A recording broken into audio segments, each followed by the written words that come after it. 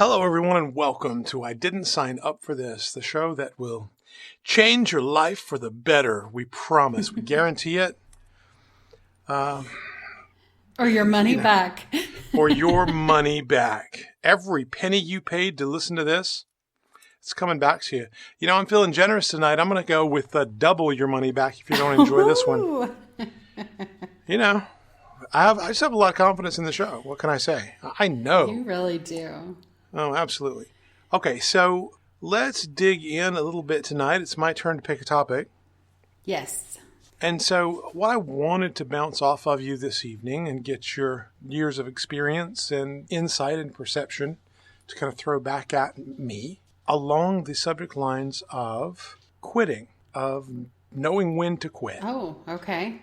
My experience has been that people have this mantra, the most famous one of which is from the famous coach Vince Lombardi, who says, winners never quit and quitters never win. And there is a lot of just baseline common sense truth to that. Until, of course, like so many things in life, you peel away the outer layers of that onion to see what it looks like underneath. And then you find that it's not quite that simple. I think knowing when to quit, when to walk away, is a very important part of the life's journey. It's a very important part of our experience in relationships and in business and in this pursuit of happiness that we all find ourselves engaged in. I can see that. I get it. I think you're right. I think that we sometimes hold on to the wrong thing for too long. And talking about why we do that might be another podcast. It might show up in this one. I have a funny joke that I tell people. So it's very hard for me to let go when I have my mind set on something. And so there have been multiple times in my life where I've said, man, hope sucks, because I would be the one on the Titanic by the band saying, don't worry, people, we're going to make it through this. Right. And that's one of my... I love the fact that I'm hopeful. I love the fact that I'm full of faith and I'm full of hope. And it's gotten me through some really difficult things in my past, but those same attributes have had me holding on to things longer than I ever should have in my past. So I can see your point. And for me, knowing when to quit comes down to understanding the strategy of how and when to quit. Right? Mm-hmm. Because so many people think that quitting is just quitting and that somehow all quitting is created equally, and nothing could be further from the truth in terms of actually achieving an individual's goals. For instance, you have to establish, am I quitting on a goal or am I quitting on a strategy? Ooh. And then you have to ask yourself, am I quitting on a strategy or am I quitting on a tactic? Right? Because it's been my experience that there are orders of magnitude between these things. Tactics absolutely come and go. Strategies, far less frequently, also come and go. And goals tend to stick around for a lot longer. And so if it is your goal to accomplish something, whatever it is, you want to get that raise, you want that promotion at work, and your tactic is to kiss up to the boss, only to find out that the boss has utter disdain for you because he thinks that you are an insincere person because you're constantly telling him how great he is. So, you're going to quit? Or are you going to just soldier on and do what you're going to do? Because the answer is you're getting further from your goal by clinging to your tactic. Oftentimes you get further from the goal by clinging to a strategy. And sometimes you've just got the wrong goal. In any of those instances, you've got to know when to say when. How do you know when to say when? Well, I think you have to look at it from a little bit higher level. The first thing that I ask myself when I am inclined to soldier on, which is a weakness, it's a big blind spot for me. I do not know when to quit. I get really hard-headed about what I want and how I'm going to get it. And I need somebody to come in and help me, coach me. I need somebody to help me see it from a different perspective and have me honestly ask myself question number one, which is, what kind of opportunity cost are you paying? Okay. So like I relate it back to trading. As you well know, I trade the markets, capital markets, and stocks, options, currencies, that sort of thing. Right. And so if I have a great big chunk of capital tied up in some given stock that I'm just sure is about to pop for whatever reason, how much money am I losing as I slowly wait for everyone else in the market to realize that this is the greatest thing since sliced bread?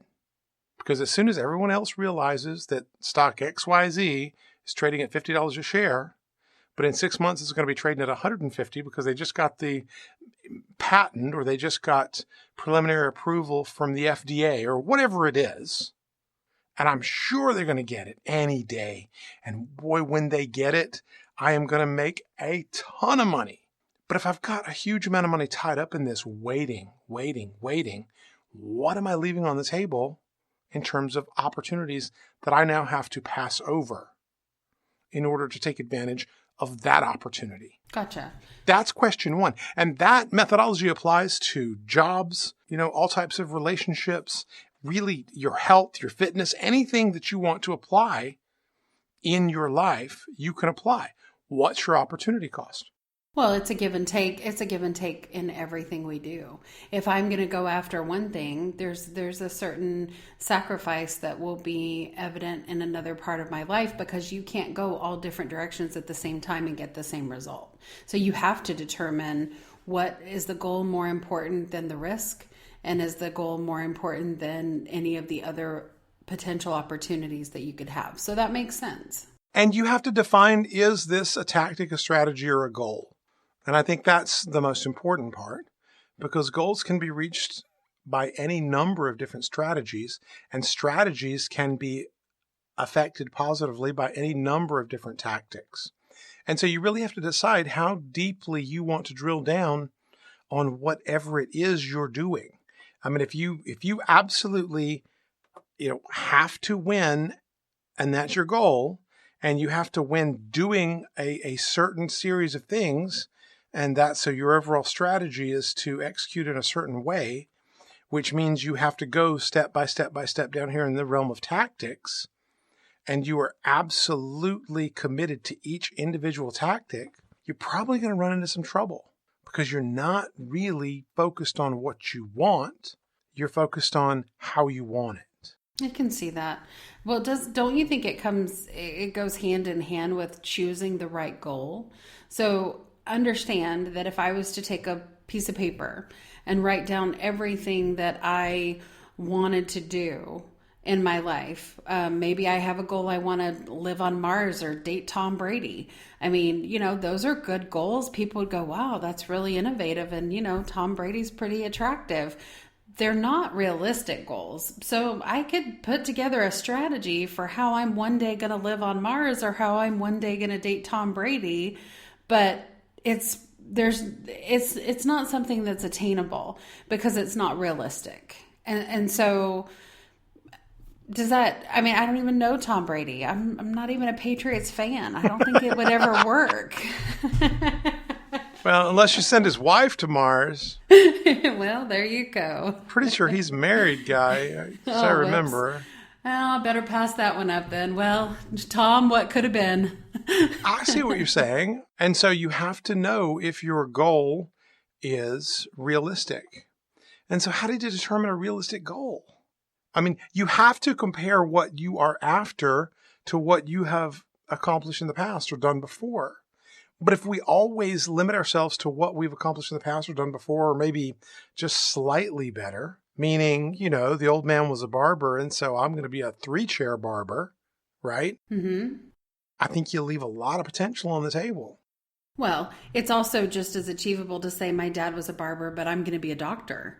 Okay, so I'm in my 40s now, so being a doctor isn't necessarily feasible for me. I don't want to do that.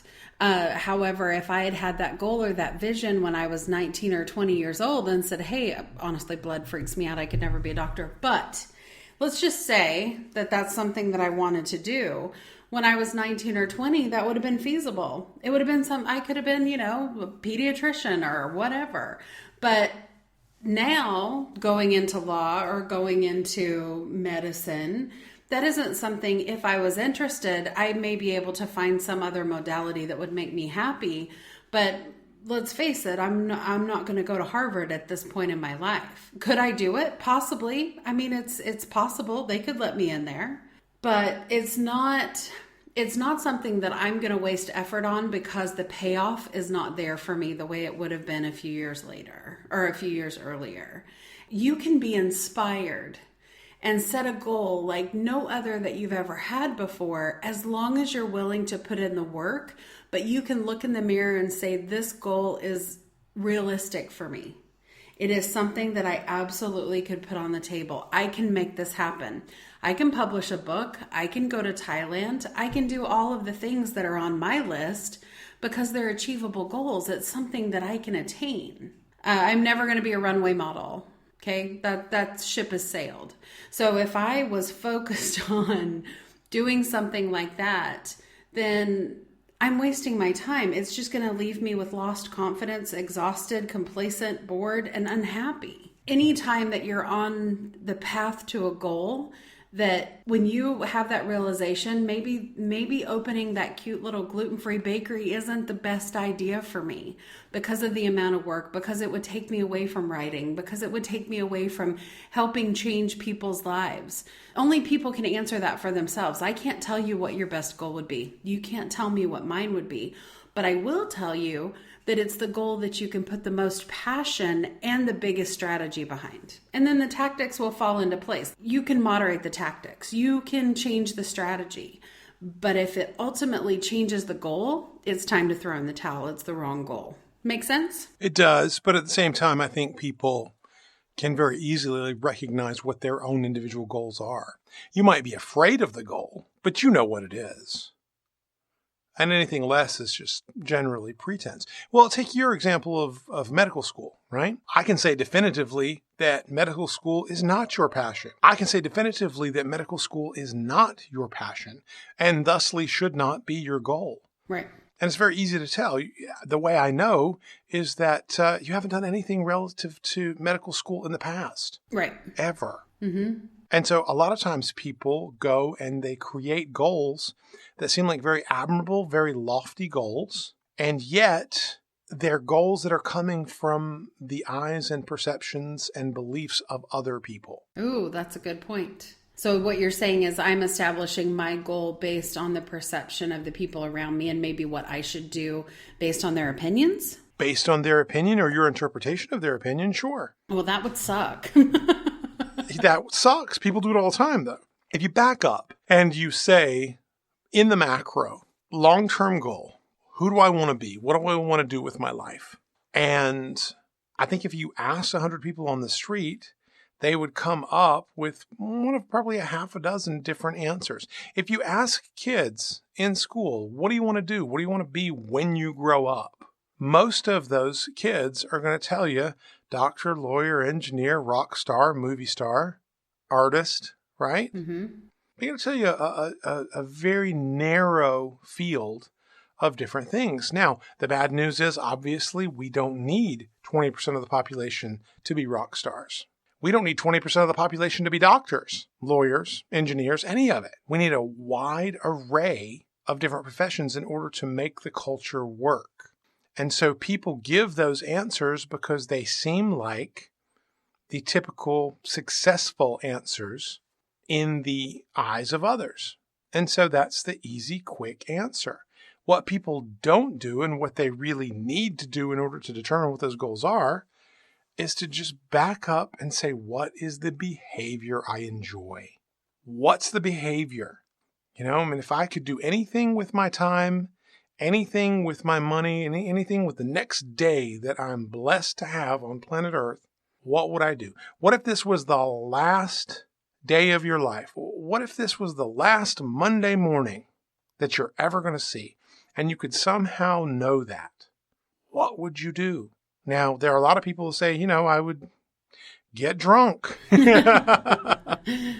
Well, I'm sorry, Cupcake. There is no profession in getting drunk because getting drunk doesn't produce anything. So you have to limit it to things that you can do that actually produce value for you or someone else, hopefully both. So if you limit it to how can I produce value, what would I do? Would I paint? Would I sculpt? Would I go save lives? Would I go try to stitch up wounds on a battlefield? What would I do? If I had to produce value and I could be engaged in absolutely any behavior I want to be engaged in, what would I do? I think that's actually a pretty easy question to answer for most people if you're absolutely honest with yourself. Well, I think where a lot of people would get hung up is the producing value. My first thought is if I had 1 week left, I would be on a beach in Fiji with the people that I love the most. But that doesn't produce value, right? Correct. If you look at the production of something meaningful, I would write a book and do as many seminars as I could between now and the end of the week so that I could facilitate what I've learned and that message of happiness and peace and living your life and being productive. I would facilitate that. So there's a difference because I think people sometimes will think about the beach on Fiji or in Fiji and they'll bypass the productivity trying to figure out the best way to get to the beach. And there's no quick trick or short answer. There's no big giant step that you can take. You know, everybody says they want to play the lottery, but statistically speaking, you have better luck if you don't win the lottery. This is true. And there are people in this world that if you gave 50 people $1 million, the people who are broke today would be broke in a short amount of time, whereas the people who are rich today would still have that money and then probably make additional money. And that goes along the lines of believing that money is an energy and it's what you put around it and how it represents itself in your life. And so it's not about money. It's not about the ultimate retirement to a beach in Fiji. If you really want to hone in on what the goal is to be a contributor and a producer in life, then that's a completely different topic that I would venture to say a lot of people don't even visit. Right. Well, because it's very easy to sit back and say, you know, I would just go out with my loved ones and my margaritas or whatever, right? and that's that's great. That's awesome. If that is in fact what you want to do. But at the end of the day, you do have to actually produce some value. And so you have to look at it from the perspective of producing value. And so what would you do to produce value? Like you just said, I'm going to go and record my thoughts so that some voice of a personal testament as to how one can be happy survives my death. Well, everybody wants the full church at their funeral. If you say you don't, then it's not true. Everybody wants to leave their mark on this earth. They want to be remembered. They want to be cherished. They want to be loved. And maybe you don't want the full church, but you want the people there that you meant something to. And as time goes on, and the older you get, the more you feel that crunch of time pressing down on you to make your mark on the world. That's normal. That's normal. And so the people who get to a certain age in life and feel unfulfilled, it's because they feel that pressure, they feel that bearing down on them, whether it's self-inflicted or a product of their environment, or maybe they had an older brother who achieved great things and they want to follow in their footsteps or whatever. But that time, as time starts to shrink and we realize that we have less and less of it, the desire and the need to achieve those goals and make your statement to the world and say, hey, I was here. And no matter who else is here, I was here. I left my mark. Now, there may be people out there that are completely oblivious and don't want that. And maybe happiness, maybe they're happy. Maybe ignorance is bliss. But the majority of people that are achievers and are producers, when they go through space and time and they realize that time is winding down, whatever that looks like, whatever age you are, when that you either have regrets or you realize that you've got to increase your productivity, or both. But that's the big picture. That's what people are missing. How do you identify that goal, and then how do you identify whether or not it's the right one? When do you walk away from that and go, okay, running for president may not work? I always feel bad for the candidates that run for president that don't get to the final race, because the majority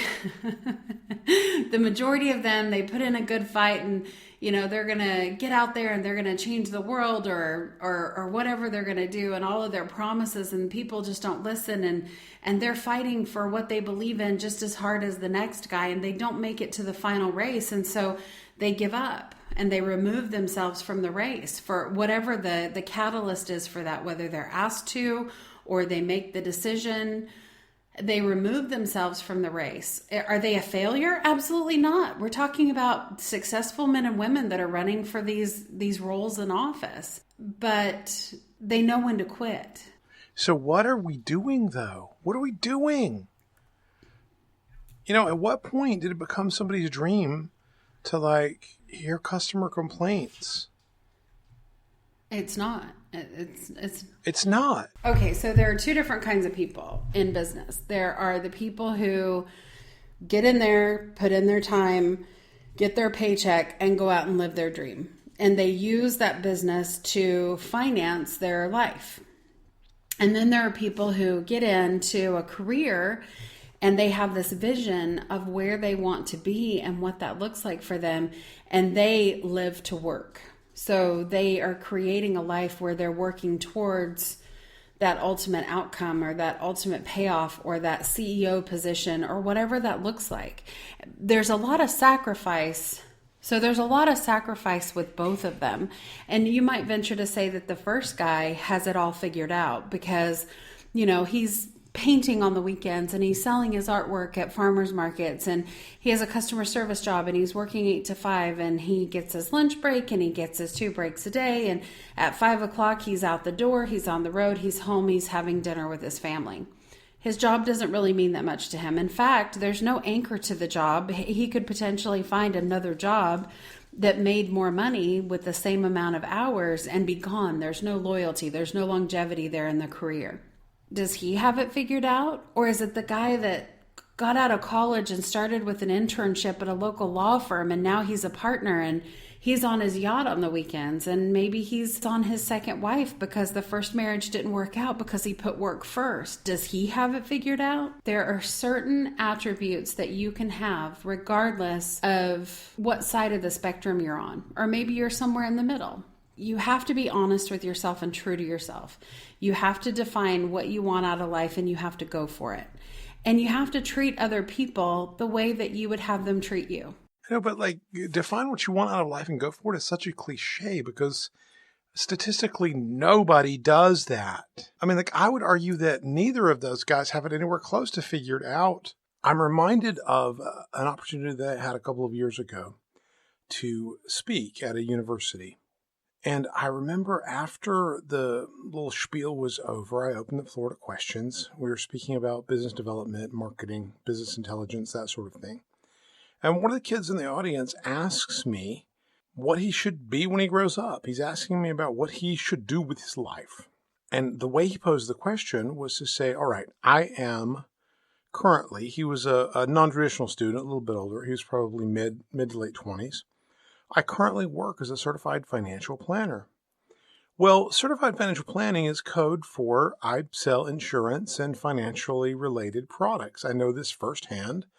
And so he's sharing with me that he is a certified financial planner and wondering how he can get more customers. And I said, well, obviously you're a people person. You love people. You love engaging with people and having conversations. So I'm thinking something in the lines of face-to-face engagement, networking, complemented with a social media follow-up is going to be your best bet. And then he surprises me with this comment. He says, no, I'm not really a people person. I don't really like that part of the business.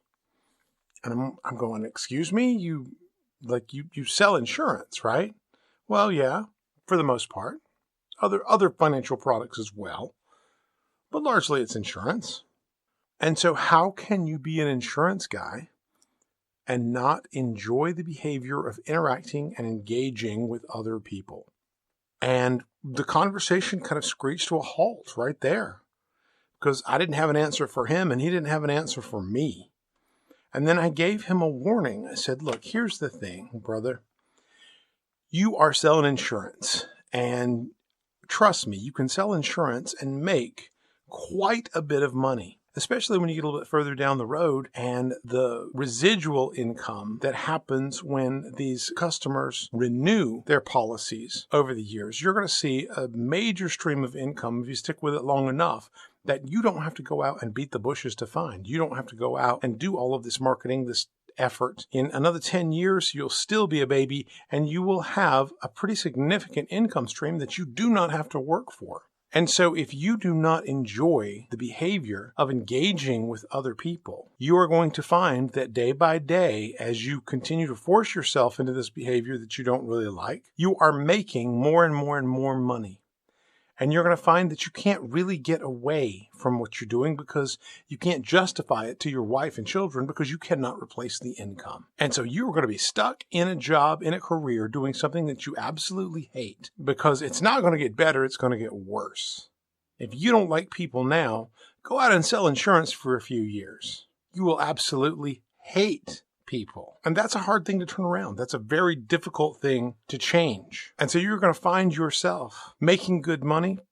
The kids are in private school, big house, 3-car family, 4 or 5 weeks of vacation every year. You're flying first class, but you hate what you do because you hate the underlying behaviors associated with accomplishing your goals. And so you're going to come home every night and you're going to have to make a decision. On the one side of your desk, there's a big bottle of whiskey. On the other side of your desk, there's a bullet. Okay?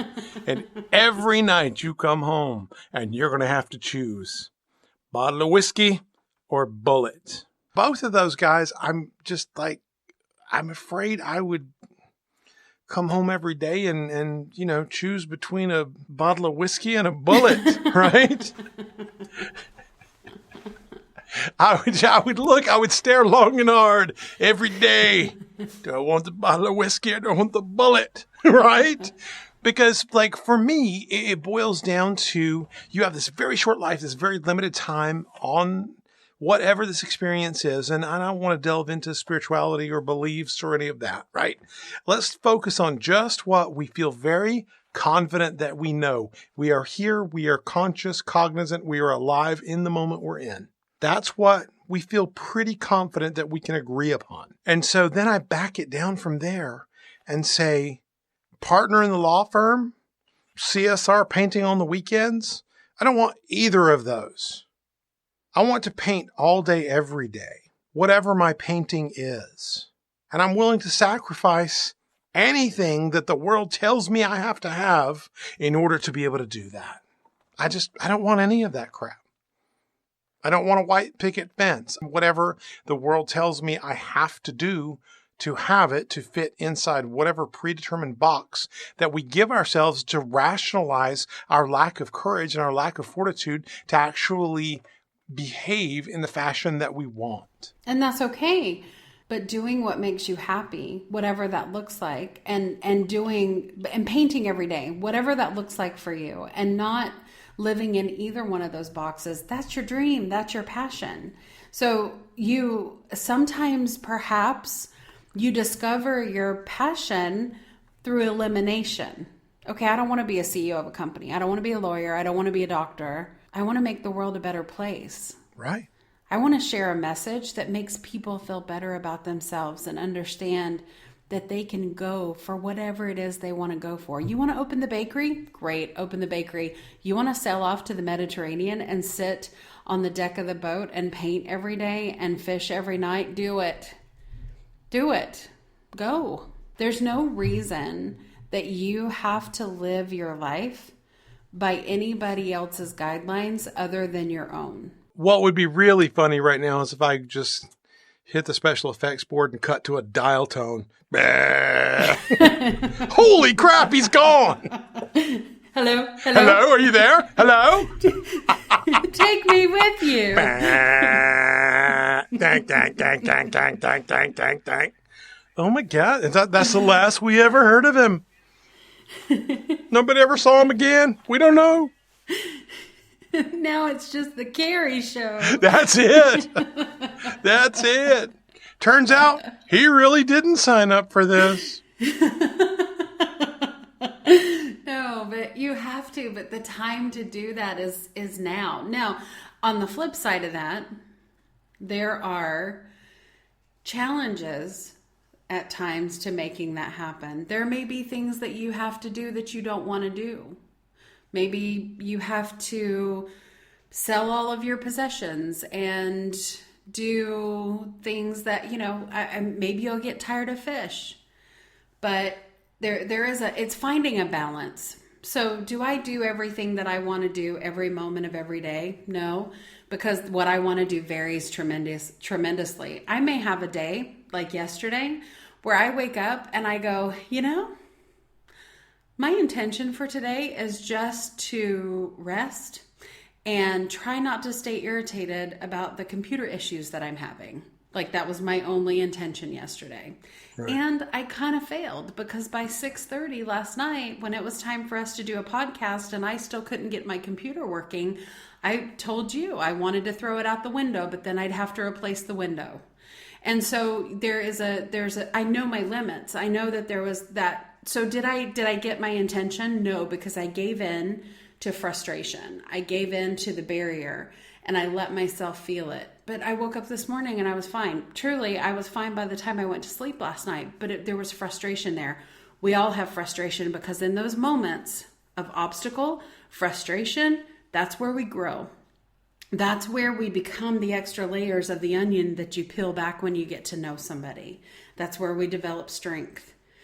If you had lived on a boat your entire life and fished your entire life and never had a storm, what would you do when you had one? You wouldn't know what the hell to do. And so those moments of trials, of losing people that we care about or failure, they only lead to greater success if you don't quit. Because the only alternative is to just sit on a rock and wait for, the Grim Reaper. That's my argument to a number of different people. I won't name names. I feel like oftentimes people are basically just sitting around waiting to die. And because we don't want to die of starvation, we go to a job that we don't really enjoy and we buy food and we prolong the agony. I've chosen the bullet. It really does sound like I've chosen the bullet, doesn't it? It does. You've got to get out of that space. I mean, really, I'm okay.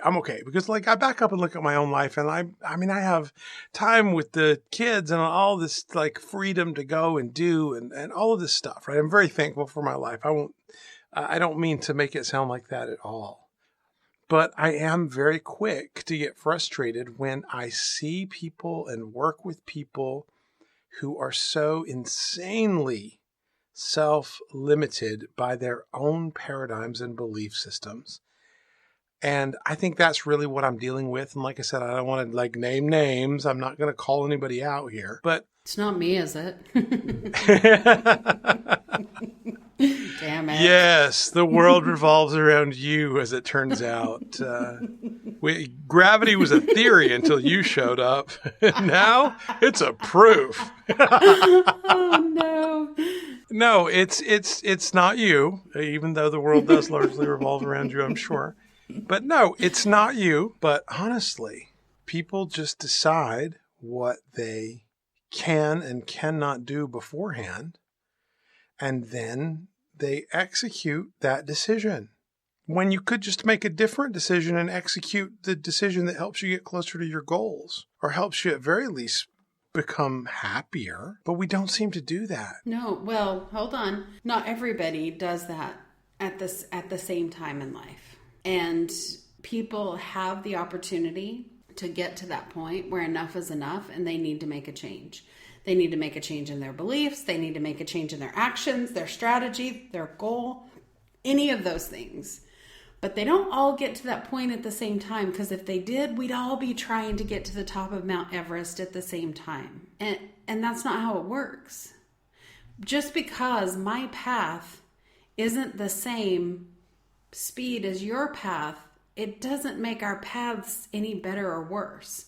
Although it's frustrating, the only thing that you can do is not let it, you have to protect yourself when you're dealing with people like that. And I have dealt with quite a few people like that. Probably tried to date at least 3 of them, where you're beating your head against the wall. You're like, why can you not see this? Why can you not go for something like this? Oh, wait, why can't you be the person I need you to be? Oh, wait, that's my cue. It's time to go. Right. And I hate to say that, but that's true with everything, because you ultimately, you have your life path and you're not responsible for anybody else's decisions. You're only responsible for yours and how you react to theirs. That's it. In the grand scheme of things, of course you're going to be frustrated. Think about, I don't know, think about potty training your children. By the time you had kids, you pretty much knew how it all worked. Did you ever have moments where you were like, this kid is never going to quit pooping their diaper? This is it. I'm just going to live with this little girl pooping her diaper until I am 65 years old. Okay, no, bear in mind. Well, no, I know. Bear in mind, I'm the father of a mentally handicapped child, Yes. right? Yes, I know. And so I have literally thought this kid's going to poop his diaper until I'm 65. I've literally thought that, not facetiously. I've done the math and thought, maybe, I don't know. But we haven't had a problem in the last couple of years, and he's 22. well, right? There you go.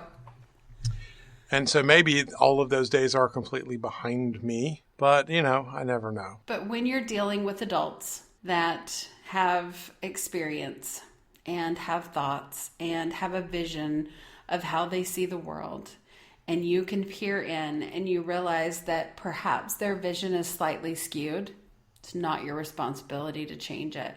It's your responsibility to be an example to them. And just maybe they'll learn the lesson through seeing your example. And as frustrating as it is, it's not your responsibility to change it.